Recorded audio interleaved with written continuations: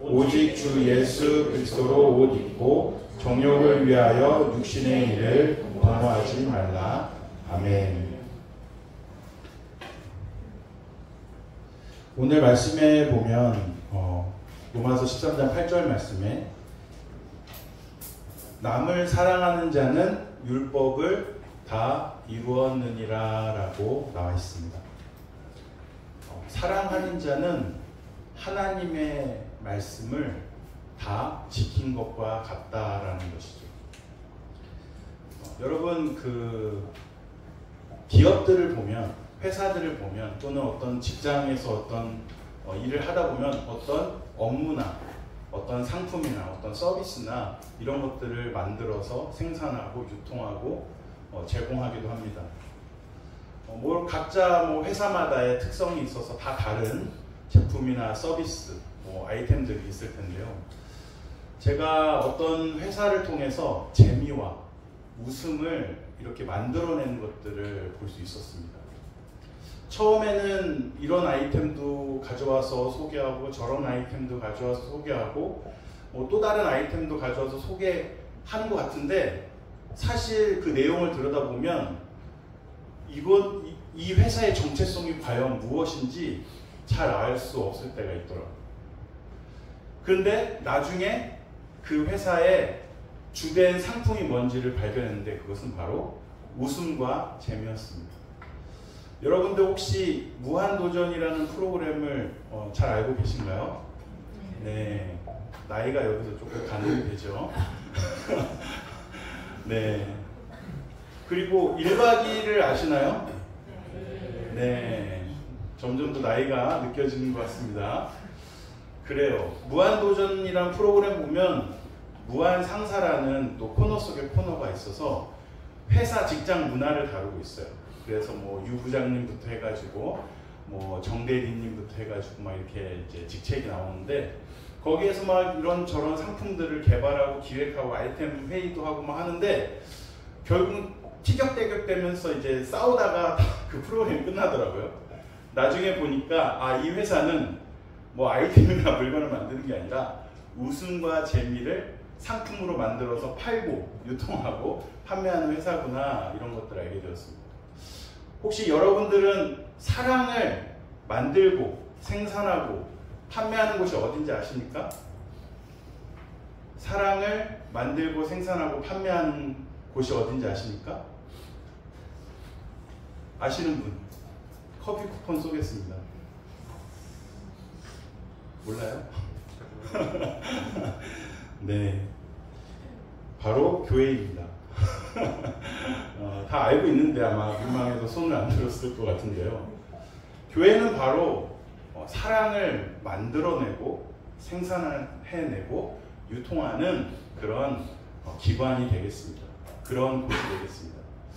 제가 한번 오늘 이 말씀을 준비하면서 이 세상은 아주 큰 회사라고 한번 생각을 해보자. 하나님께서 이 큰 세상을 만드셨는데 이 큰 세상은 과연 무엇을 생산하는 곳인가? 하나님께서는 이 큰 지구라는 회사를 만들어서 뭘 생산하길 원하시는가 봤더니 바로 사랑이었습니다. 하나님을 사랑하고 또 이웃을 사랑하고 그것들을 유통하면서 서로 행복하게 유익하게 하는 곳이 바로 이 세상을 창조하신 하나님의 목적이 아닌가라고 생각이 들었습니다. 오늘 제목은 제가 무한상사를 좀 차용해가지고 에덴 상사로 할까 하다가 이든 컴퍼니라고 제목을 짓도록 했습니다. 에덴 상사.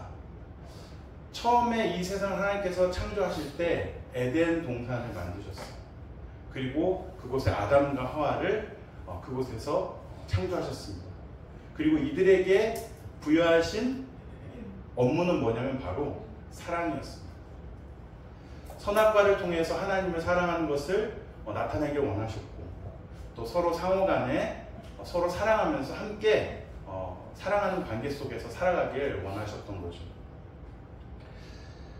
이렇게 제가 갑자기 에덴 동산을 에덴 컴퍼니라고 하니까 좀 이해가 안 되실 수도 있는데, 혹시 이 창조라든가 하나님의 말씀 가운데 이 세계의 역사라든가 이런 것들을 조금 어려워하시는 분들이 혹시 있을까 해서 좀 접근하기 쉽게 오늘은 그런 기업의 개념으로 한번 설명을 하려고 합니다. 에덴이라는 곳은 바로 아담과 하와라는 두 사람을 시작으로 뭔가를 만들어내는, 뭔가를 생산해내는 곳이 하나님께서 창조하신 목적이 되겠습니다.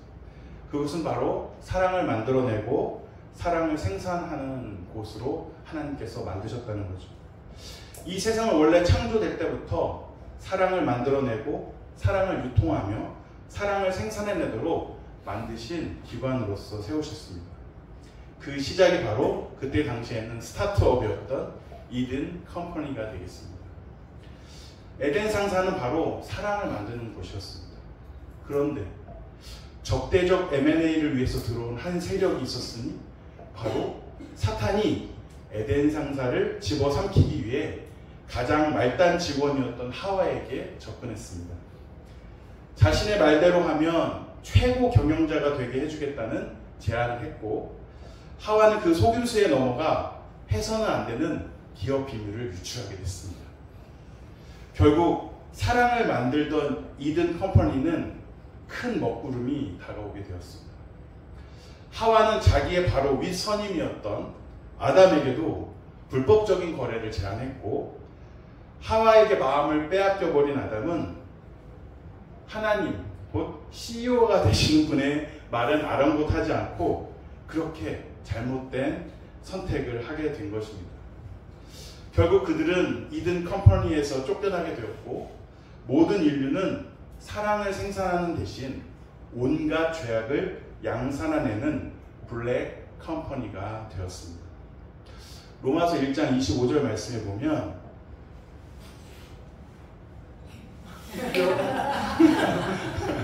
네, 감사합니다. 이는 그들이 하나님의 진리를 거짓 것으로 바꾸어 피조물을 조물주보다 더 경배하고 섬김이라. 주는 곧 영원히 찬송할 이시로다. 아멘. 처음 시작부터 경영권을 흔들기 위한, 경영권을 자기가 접수하기 위한 시도였기 때문에 하나님에 대한 사랑을 더 이상 하지 않게 된 것이죠. 로마서 1장 28절부터 32절 말씀에 보면 이렇게 나와 있습니다.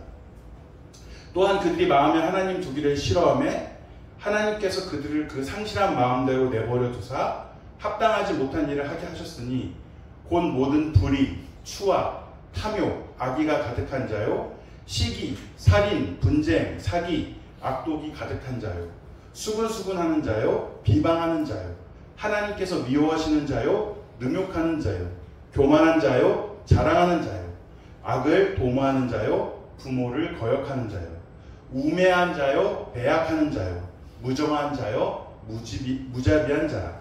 그들이 이 같은 일을 행하는 자는 사형에 해당한다고 하나님께서 정하심을 알고도 자기들만 행할 뿐 아니라 또한 그러한 일을 행하는 자들을 옳다 하느니라.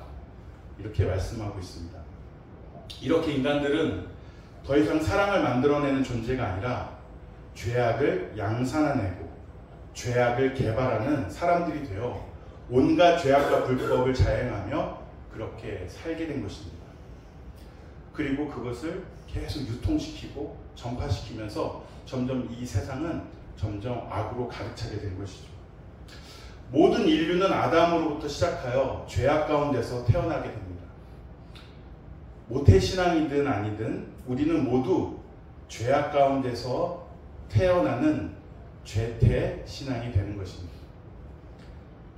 모태신앙이면 뭔가 다른 존재로 태어나는 것이 아니라 모두 다, 모든 인류는 죄가 들어옴으로 말미암아 죄로 태어나게 된다는 뜻입니다. 이렇듯 하나님의 은혜를 입어 좋은 신앙의 공동체 가운데로 인도해 주시고 좀 더 일찍 하나님을 신앙하는 좋은 환경과 좋은 부모님 밑에서 신앙생활을 한다 할지라도 첫 시작은 죄로부터 태어나는 운명을 우리가 맞이하게 된 것이죠. 모태신앙의 기원을 따지자면 그것은 바로 이스라엘이라고 할 수 있겠습니다. 모든 아브라함의 후손으로 태어나서 자신들만은 아브라함의 후손들이니 무조건 구원받기로 구별된 사람이라고 그렇게 생각하고 살았다는 것이죠.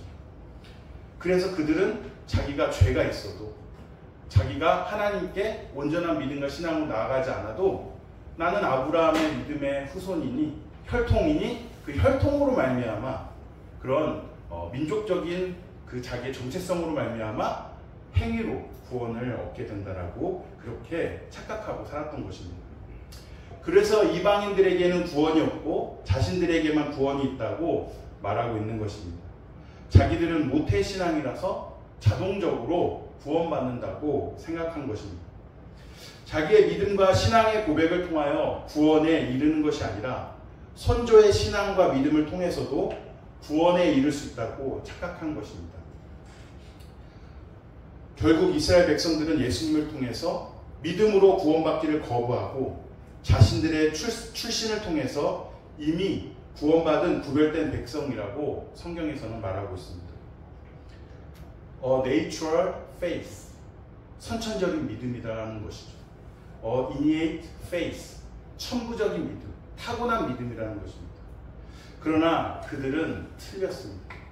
잘못된 관념과 사상에 빠져서 자기의 믿음을 착각하고 살았습니다.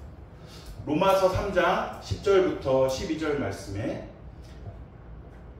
기록된 바 의인은 없나니 하나도 없으며 깨닫는 자도 없고 하나님을 찾는 자도 없고 다 치우쳐 함께 무익하게 되고 선을 행하는 자는 없나니 하나도 없도다. 아담으로부터 시작된 그 죄가 우리의 모든 출생을 죄악 가운데서 죄의 그늘 아래서 죄의 종이 되어 태어나게 했다는 것입니다. 하와는 이러한 모든 죄가 들어오는데 결정적인 역할을 한 인물입니다. 하와는 아담을 죽음으로 망하는 길로 유혹하게 된 것입니다. 하와의 마음속에는 자기가 죄를 지었는데 결국 자기는 사탄의 속임수에 넘어가서 사기를 당한 것이죠. 결국 자기가 갖지 못할 바에는 차라리 다 없애고 무너져 버리게 하려는 그러한 시도로 아담에게 그렇게 잘못된 것을 제안을 하게 된 것입니다. 그런 의도가 숨겨져 있었던 것이죠. 하와의 의도대로 결국 이든 컴퍼니는 더 이상 이제 사랑을 생산해내는 곳이 아니라 죽음과 사망을 가져다주는 죄를 생산해내는 세상으로 변경되었다는 사실입니다.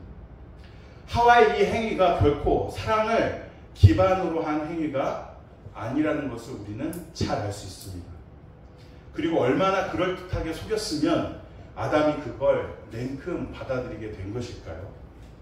하와는 결국 자기가 그 최고 경영자의 자리에 올라서고 싶었지만 결국 이루지 못하자 자기가 못 갖게 되었으니 아담인 너도 가지면 안 된다는 그런 생각으로 자기가 망하게 되었으니 너도 망치겠다는 작정으로 그렇게 유혹한 것입니다.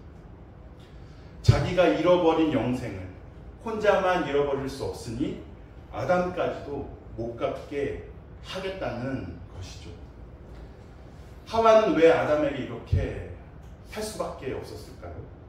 바로 자기 안에 죄가 들어오니까 사랑이 사라져서 아담을 사랑했던 존재가 이제는 아담을 망치는 길로, 망하는 길로 인도하는 그런 죄악을 저지르게 된 것입니다. 사탄에 속아서 불법을 저질렀지만 결국 최고 경영자의 자리에 오를 수 없었고 이미 그 사실을 알게 된 하와는 아담에게만큼은 이제라도 진실을 말했어야 했는데 그렇게 하지 않았습니다. 오히려 모른 척하면서 아담이 망할 걸 알면서도 굉장히 좋은 제안인 것처럼 그도 똑같이 사기를 쳐서 아담도 망하게 만들었습니다.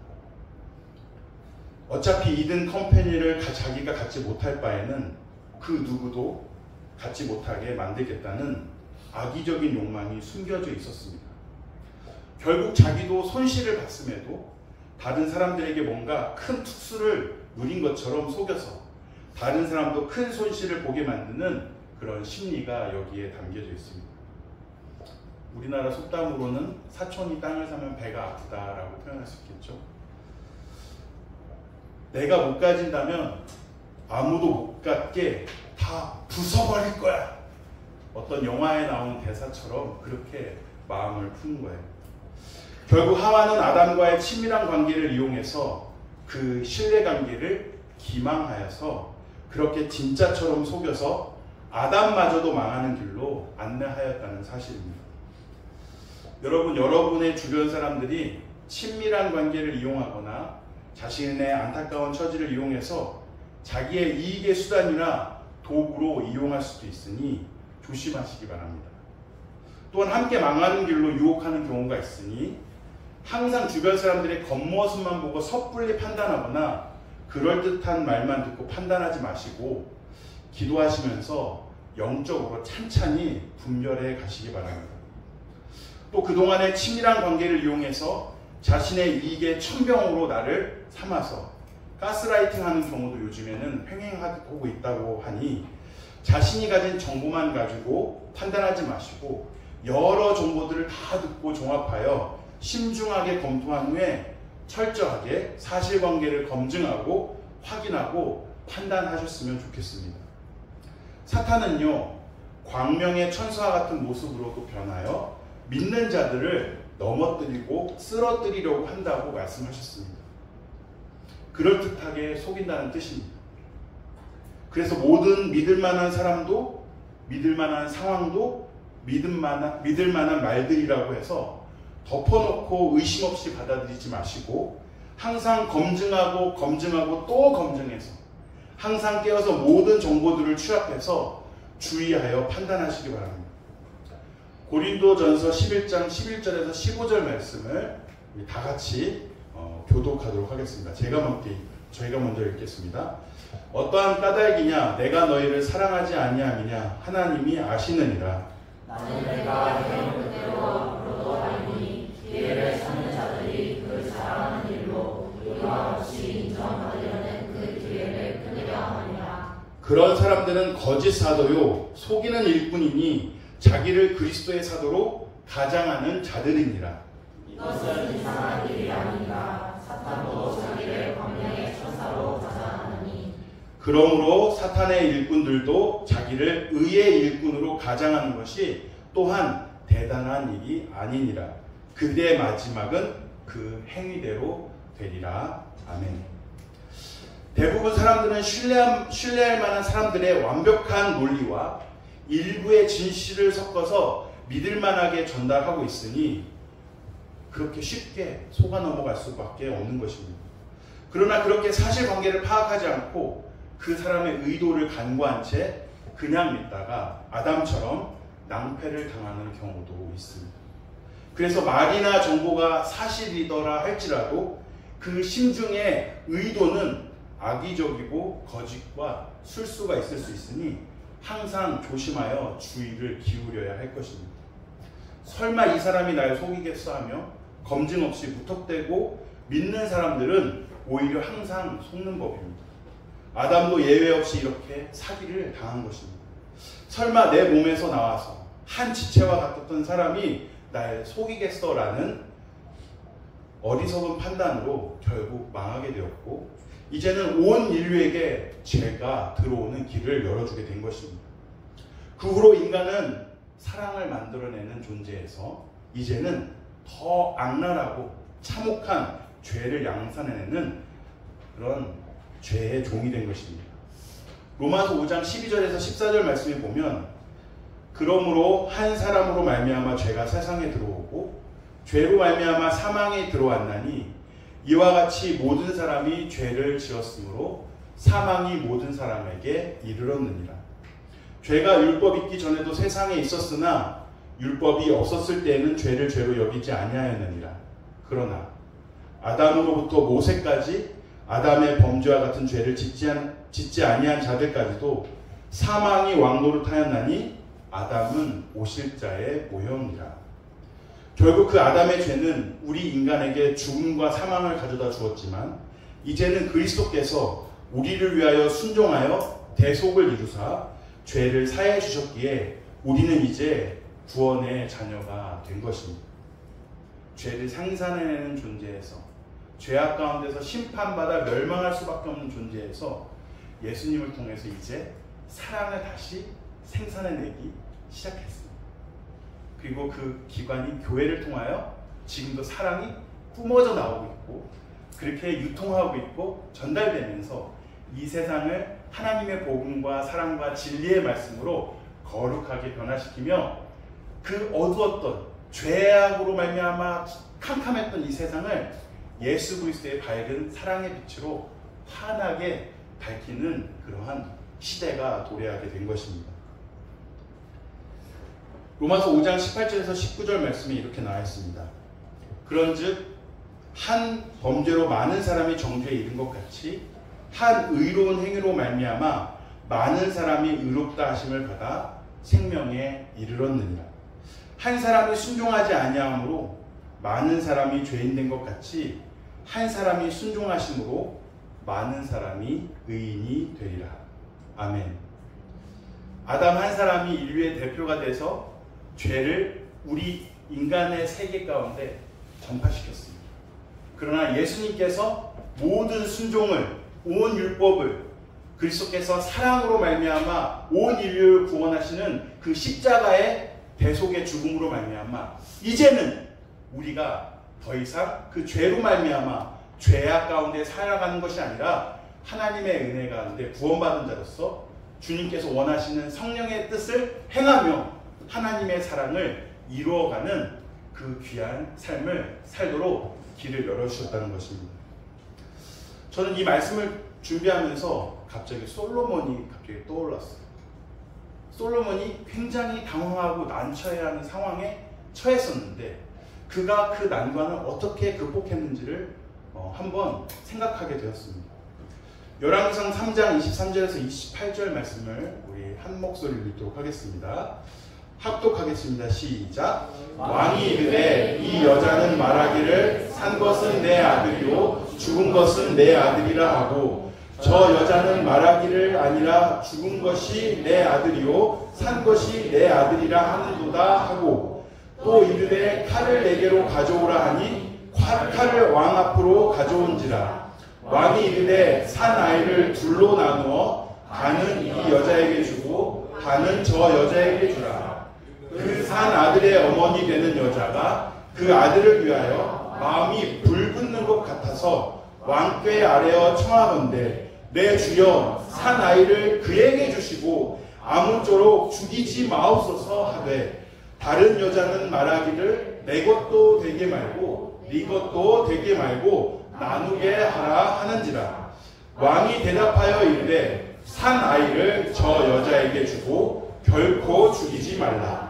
저가 그의 어머니이니라 하매 온 이스라엘이 왕이 심리하여 판결함을 듣고 왕을 두려워하였으니 이는 하나님의 지혜가 그의 속에 있어 판결함을 봄이더라. 아멘. 이렇게 솔로몬이 아주 난처한 상황에 빠질 뻔하게 되었는데요. 그것은 서로 한 아이가 자기의 아이라고 다투고 싸우는 두 여인에게서 진짜 아이 엄마가 누구인지 이 아이는 누구의 아이인지를 가려내야 하는 선택의 기로에 서게 된 것입니다. 그 당시에는 DNA로 검사할 수도 없고 혈액 검사나 기타 방법을 동원해서 자기의 친자를 분별할 수 있는 것이 없어서 오직 진술에만 의존할 수밖에 없는 상황에 처하게 된 것입니다.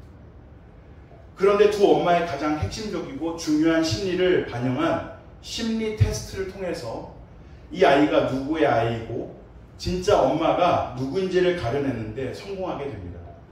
그 유명한 이야기가 바로 솔로몬의 지혜로운 재판이라는 동화로 많이 알려져 있습니다. 즉 이 말은 누구의 말이 진실이고 거짓인지를 가려내는데 큰 새 지평을 세우게 됩니다. 그것은 바로 사랑입니다. 여러분은 눈물의 여왕이라는 드라마를 알고 있으신가요? TVN. 네. Next. 주제가도 부르고 싶고 록송도 부르고 싶지만 그래서 연습 준비는 했는데 참 됐습니다. 아시죠 다? 홍해인! 안 봤어요? 봤어요? 잘못 준비했네. 봤어야 되는데. 다 알 줄 알았는데. 국민 드라마를 맛보시다니. 저는 막 몇 번 봤어요. 너무 재밌어서. 백현우! 좀 알잖아. 네, 맞춰주네. 윤은성. 여기 우리 청년들은 표현을 잘 안 하나 봐요. 좀 소극적이시고 아이신가요 다들? 네, 전 입니다. 이 세 사람이 등장하는 작품인데요. 별 스토리 아는 거 맞아요? 짧게 줄여서 요약해 길게 얘기해요? 스토리 알려줄까요? 그거 알아야 되는데 전달이 되는데 결국 기억을 잃었던 나중에 보세요. 모르시면 결국 기억을 잃었던 홍혜인이 진짜 자기 남편이 누구인지를 어떻게 알아보게 되었을까요? 처음에는 윤은성의 말에 속아 진짜 자기 남편이 백현우가 아니라 윤은성인 줄만 알았죠. 팔에 붕대를 감았죠. 자기에 대한 모든 정보들을 다 모조리 꿰고 있죠. 네, 아는 사람들은 웃고 있어요. 왜 이렇게 심각한 표정 지는 사람이 많은 거야? 못 봤군요. 예, 알겠습니다. 그냥 들으세요. 짧게 끝낼게요. 그러나 결국 윤은성은 자기가 갖지 못하면 죽여서라도 갖겠다고 본심을 드러내게 됩니다. 백현은 그런 위험한 상황에서도 죽음을 무릅쓰고 홍혜인을 대신해서 총에 맞아 쓰러지게 됩니다. 그 전에도 야생 멧돼지의 공격했어도 반응이 없으니까 네, 다음은 사전조사를 좀 해야겠어요. 죽음을 무릅쓰고 홍혜인을 구해냈었습니다.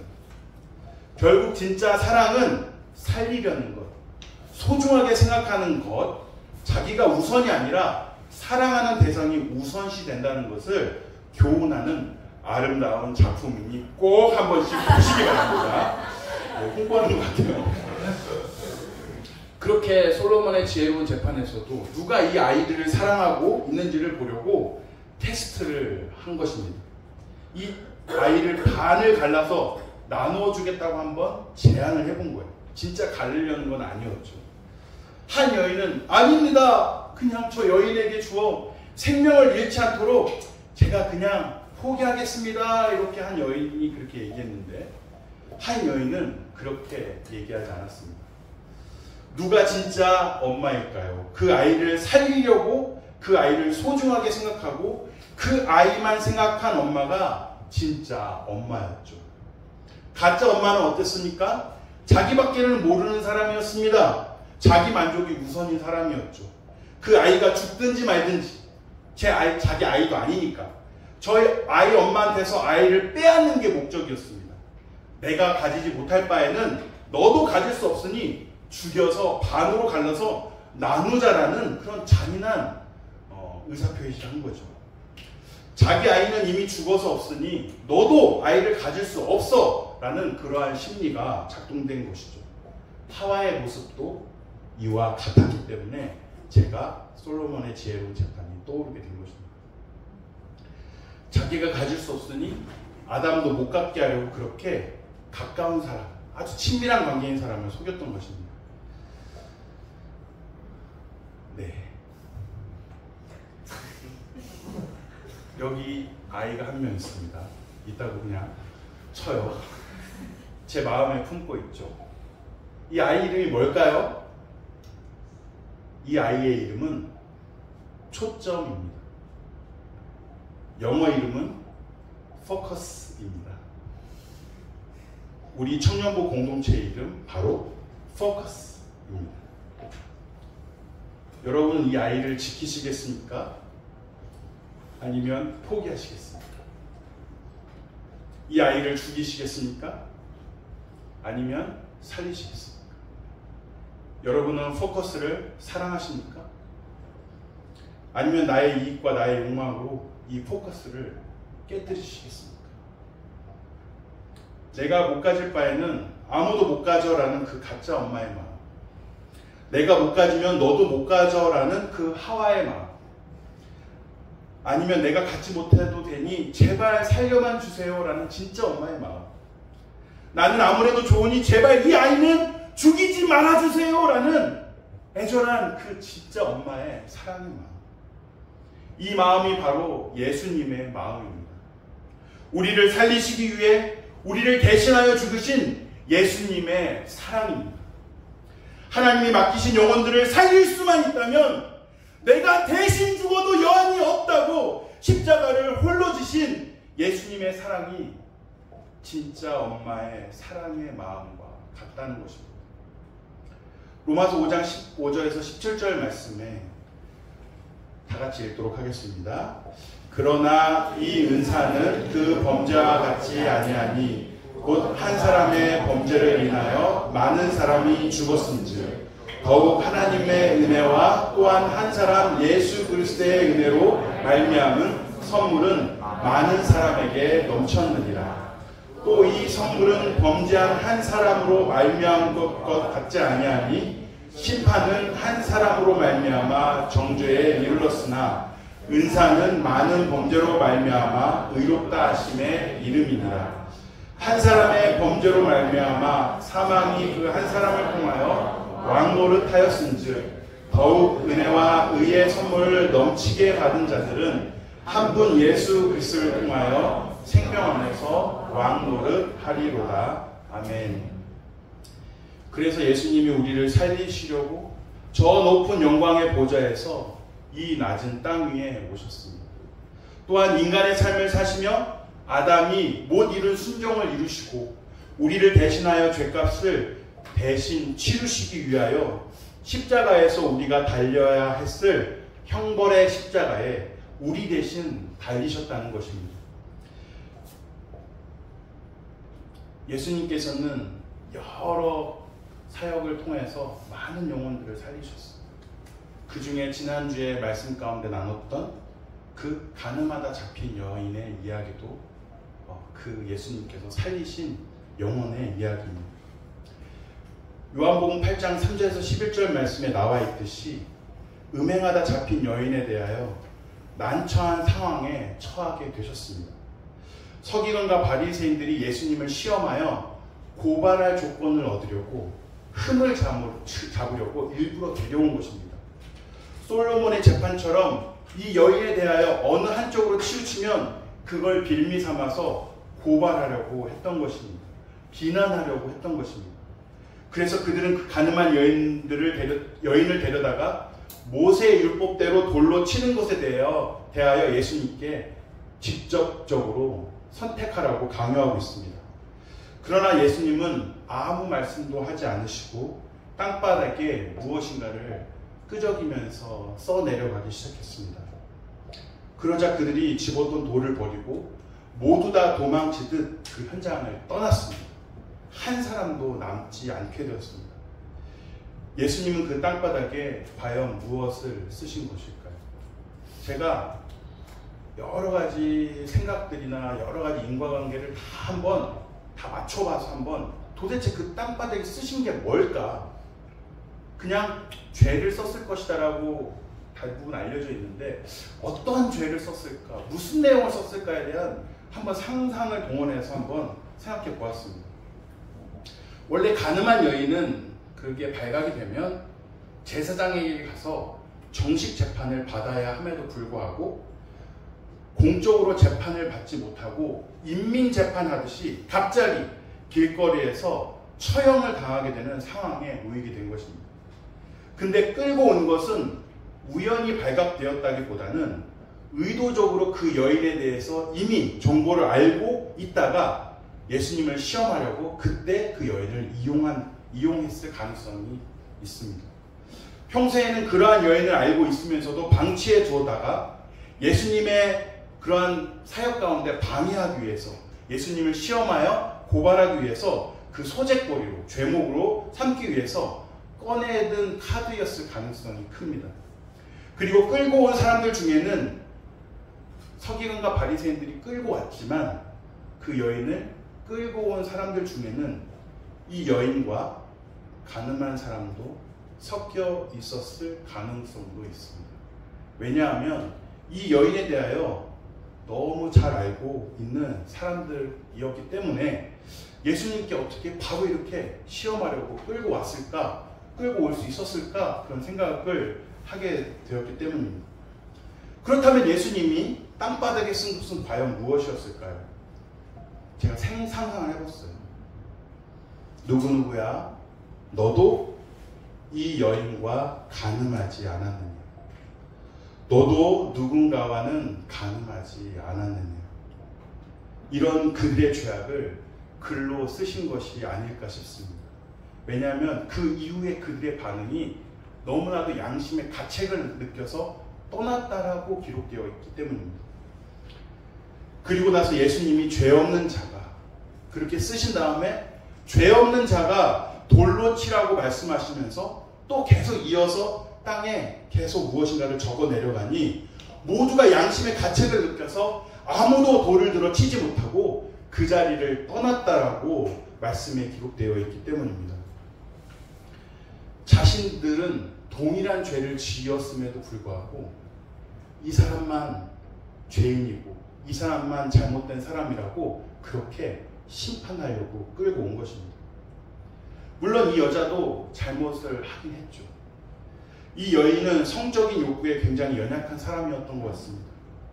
성장 과정에서 애정의 결핍이 있었을 수도 있고 여러 가지 심각한 상처와 아픔 때문에 그것을 반대 심리로 해소하고자 했을 수도 있습니다. 아니면 그 죄가 너무 즐기다 보니 좋아서 하나님이 창조하신 창조의 질서를 깨뜨리고 죄로부터 속박된 상태였을 수도 있습니다.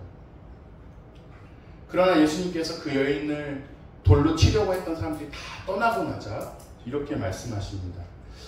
요한복음 8장 10절에서 11절 말씀입니다. 요한복음 8장 10절에서 11절 말씀입니다. 10절 말씀입니다. 10절 말씀입니다. 함께 읽겠습니다. 시작. 예수께서 일어나사 여자 외에 아무도 보시고 이르시되 여자여 너를 고발하던 그들이 어디 있느냐? 너를 정죄한 자가 없느냐? 대답하되 주여 없나이다. 예수께서 이르시되 나도 너를 정죄하지 아니하노니 가서 다시는 죄를 범하지 말라 하시니라. 아멘. 다시는 똑같은 죄를 짓지 말라. 용서해 주겠다. 너의 죄를 묻지 않겠다 하시면서 다시 회개하고 다시 돌이킬 기회를 사랑으로 베푸신 것입니다. 그런데 서기관과 바리새인들은 자신들도 그러한 죄로부터 자유하지 않음에도 불구하고 그 여인만을 집요하게 그 여인의 죄가 노출되었다는 그 하나만으로도 그들을 용서하지 않고 심판하려고 했던 잔혹한 행위를 보였습니다. 그리고 예수님께는 뭘 더 씌우려고 했는 줄 아십니까? 사랑하라는 율법을 만약 자기들이 의도한 대로 판결을 내리면 아니야 하나님께서는 사랑하라고 한 율법을 왜 안 지키는 거예요? 그렇게 그 사랑의 죄목을 더 씌우려고 했던 것입니다. 하나님께서는 그 영혼들을 사랑하셔서 죄악 가운데서 하나님 앞에 제사함으로 번제를 드림으로 용서를 받고 이제는 예수님께서 이 땅 가운데 오셔서 모든 대속을 완벽하게 완전히 단번에 영원히 충분히 사해 주시는 분으로서 구원자로서 오셨는데 사랑하라는 율법을 왜 안 지키냐고 반대로 그 책임을 전가하고 물으려고 했던 것입니다. 혹시 사랑의 율법을 우리는 어떻게 상대방에게 적용하고 계십니까? 왜 사랑 안 해?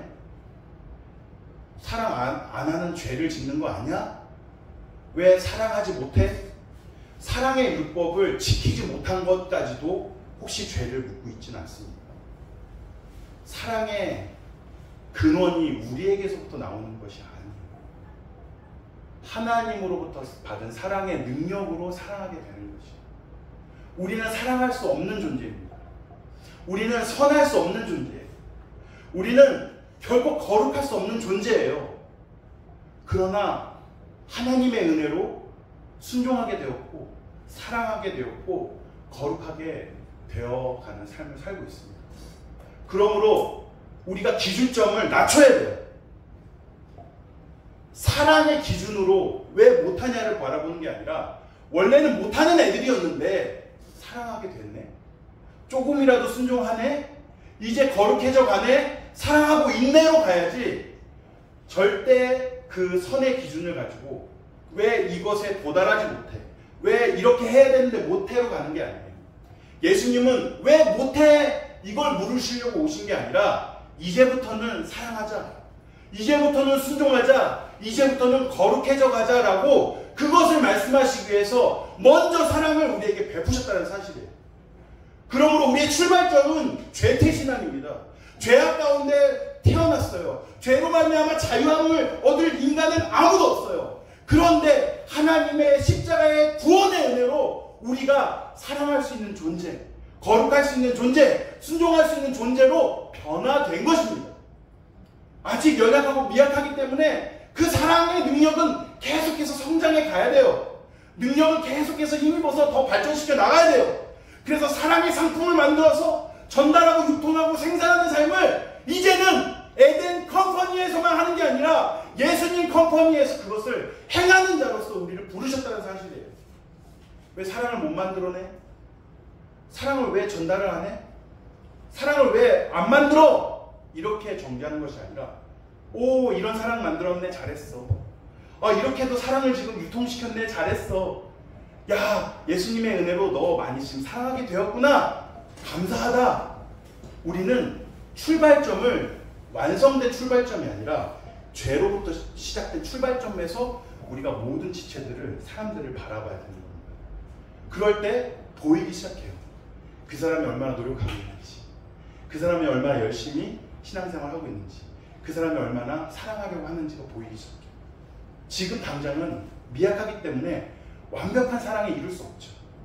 그러나 성령님의 은혜와 도우심으로 날로 발전해 가서 예수님의 제자들도 할 수 없었던 그 사랑의 능력을 소유해서 그 사랑을 전파시키는 귀한 사명들을 감당하는 것을 볼 때 성령이 함께 하시면, 성령이 우리에게 은혜를 주시면, 성령의 능력이 우리와 함께 하시면 우리도 그 사랑을 만들어서 판매하고 유통하고 전달할 수 있는 그런 사람들로서 온전히 세워가게 될 것입니다.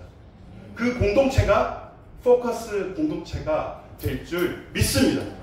하나님께서 우리에게 그 사랑의 능력과 은혜를 주실 줄 믿으시기 바랍니다. 그러므로 기도하십시오. 내가 할 수 있는 게 아니니까, 또 누군가가 할 수 있는 게 아니니까 기도해 주세요. 그럴 때 우리는 점점 더 사랑해 갈 수 있는 능력을 소유한 자로서 하나님께서 기뻐 받으시는 그러한 사랑의 사람들이 될 수 있을 것입니다.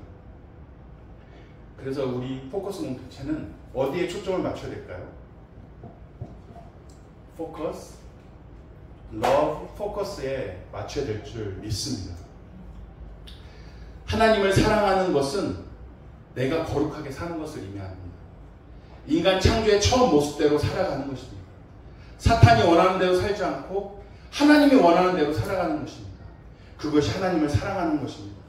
성경의 처음부터 끝의 모든 이야기는 원래 창조된 그 사람으로서 사랑하며 사는가, 아니면 원래 창조된 모습대로 살지 않고 다시 사랑을 전하지 않고 죄를 계속해서 저지르면서 사는가에 대한 사람들의 이야기가 담겨져 있습니다.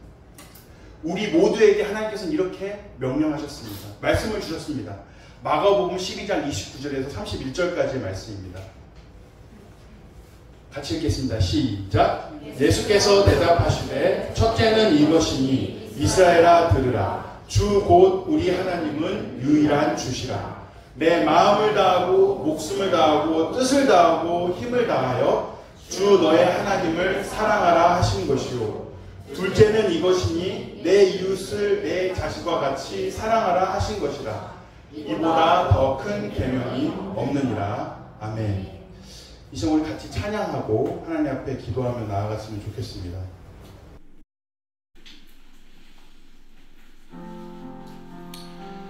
성경 이외에도 수많은 사랑의 이야기들이 들려옵니다. 그러나 그 안에는 온전한 사랑이 담겨있지 않습니다. 하나님의 말씀 안에는 진정한 사랑을 우리가 알아갈 수 있어요. 버림받을 수밖에 없었고 홀로 외롭게 이 세상 가운데 고통 가운데 슬퍼하며 애통해하며 살아갈 수밖에 없는 버려진 아이와 같은 우리를 그 진짜 엄마의 마음으로 다시 불러주셨고 품어주셨고 그 십자가의 사랑으로 우리에게 은혜를 베푸셨다는 사실입니다.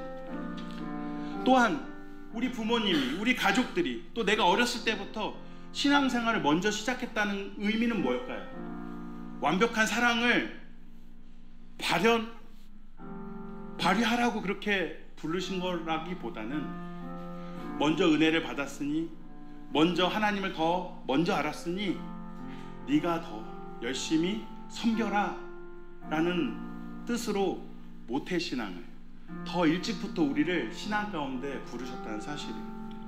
더 먼저 안 우리가, 더 깊이 한 우리가, 더 하나님을 감격적으로 만난 우리가 더 먼저 은혜를 받았으니 더 희생하고 더 섬기라고 하나님께서 믿음의 가정에 태어나게 하신 거고, 좀 더 일찍 어렸을 때부터 예수님을 믿게 하신 거고, 좀 더 일찍 교회로 부르셨다는 사실이에요.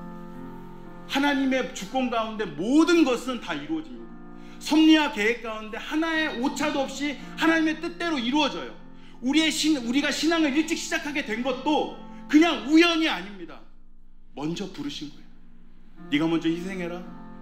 네가 먼저 알았으니 그것을 전해라. 그것을 통해서 다른 사람들이 사랑을 깨닫고 예수님께로 나와서 하나님을 만날 수 있도록 네가 연결 통로가 되라고 우리를 부르셨다는 사실. 이제부터는 우리는 더 이상 정죄할 것이 없습니다. 그 의미가 무엇인지 우리는 알게 되었기 때문입니다.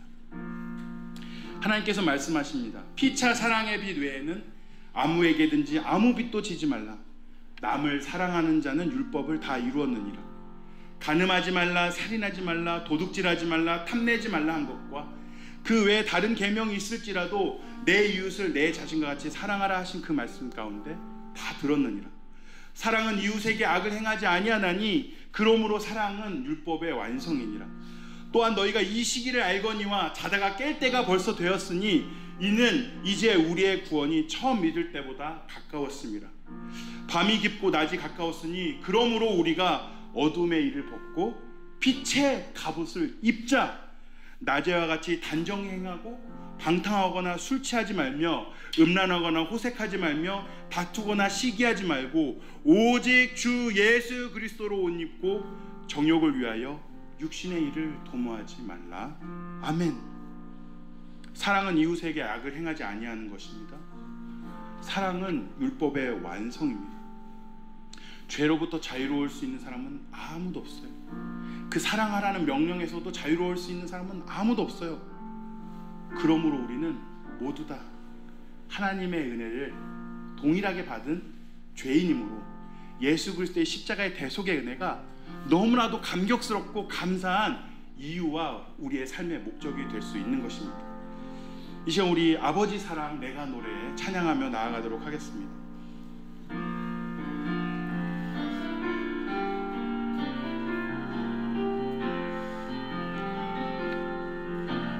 아버지 사랑 내가 노래해. 아버지 은혜 내가 노래해. 그 사랑 변함없으신 거짓 없으신 성실하신 그 사랑 상한 갈대 꺾지 않으시는 꺼져가는 등불 끄지 않는 그 사랑 변함없으신 거짓 없으신 성실하신 그 다시 한번 찬양합니다. 아버지 사랑 내가 노래해. 아버지 사랑 내가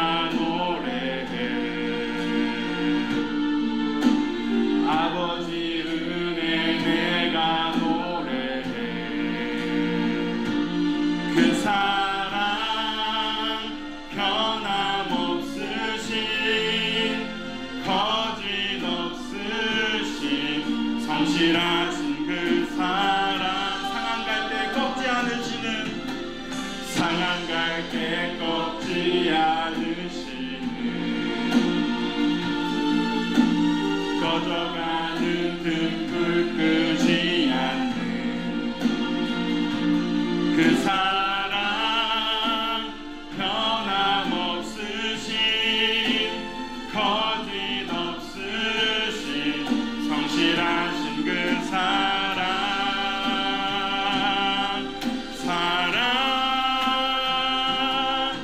그 사랑 날 위해 죽으신 날 위해 다시 사신 예수 그리스도 다시 오실 그 사랑 죽음도 생명도 천사도 하늘의 어떤 권세도 끊을 수 없는 영원한 그 사랑 그 사랑 날 위해 죽으신 그 사랑 날 위해 죽으신 날 위해 다시 사신 예수 그리스도 다시 오실 그 사랑 죽음도 생명도 천사도 하늘의 어떤 권세도 끊을 수 없는 영원한 그 사랑 날 위해 죽으신 날 위해 다시 사신 그 사랑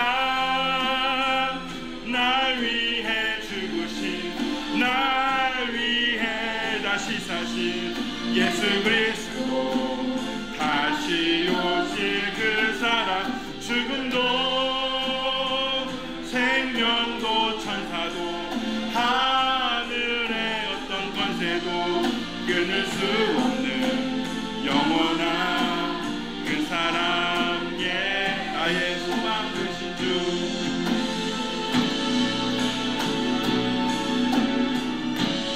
나의 소망 되신 주 주를 바라봅니다 다시 오실 나의 왕 예수 주를 기다립니다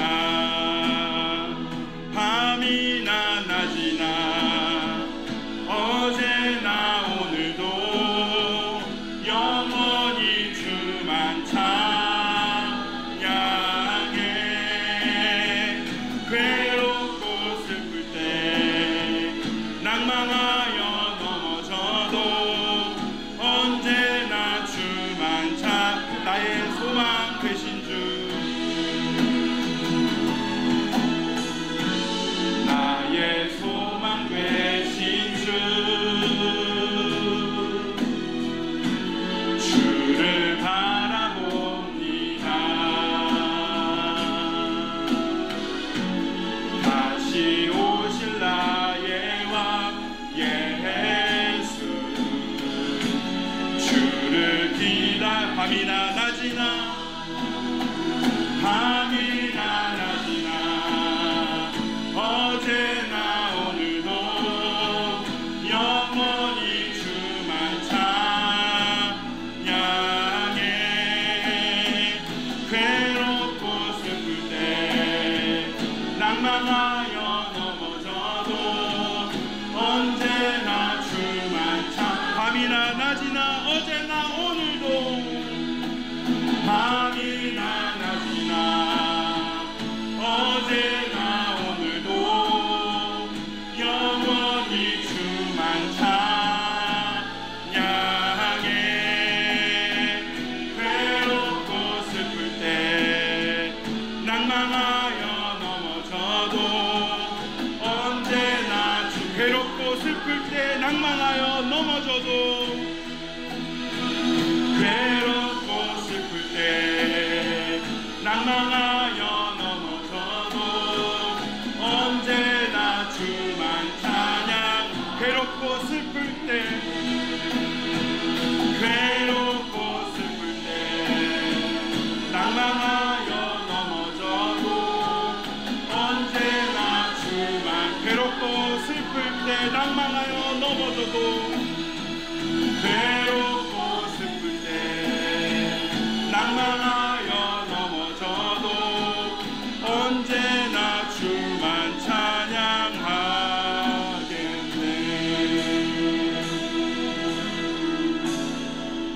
함께 기도드리시겠습니다. 예수께서 이르시되 나도 너를 정죄하지 아니하노니 가서 다시는 죄를 범하지 말라 하시니라. 예수께서 이르시되 나도 너를 정죄하지 아니하노니 가서 다시는 죄를 정죄하지 말 것이니라. 사랑과 은혜가 충만하신 하나님 아버지, 우리에게 구원의 은혜를 주시고 하나님의 참된 사랑을 깨닫게 하여 주셔서 이 힘든 세상을, 괴롭고 힘든 이 세상을 주님의 사랑의 능력으로 살아갈 수 있는 은혜를 주신 것을 감사합니다. 항상 하나님께로부터 받은 바 그 은혜를 항상 기억하면서 주님을 더욱더 사랑하는 삶을 살아갈 수 있도록 인도하여 주시고, 하나님께서 우리에게 다시 회복시켜 주신 그 은혜로 말미암아, 사랑의 은혜로 말미암아 사랑을 재생산하여 계속해서 사랑을 전파하는 일에 귀하게 쓰임받을 수 있도록 인도하여 주시옵소서. 이제는 우리를 구원하신 예수 그리스도의 은혜와 하나님의 사랑과 성령의 교통하심이, 하나님을 사랑하고 예수님께서 우리에게 주신 바 그 크신 구원의 은혜를 감사하며 성령의 능력으로서 사랑하며 살아가는 모든 자들 위해 영원히 함께 있을지어다. 아멘.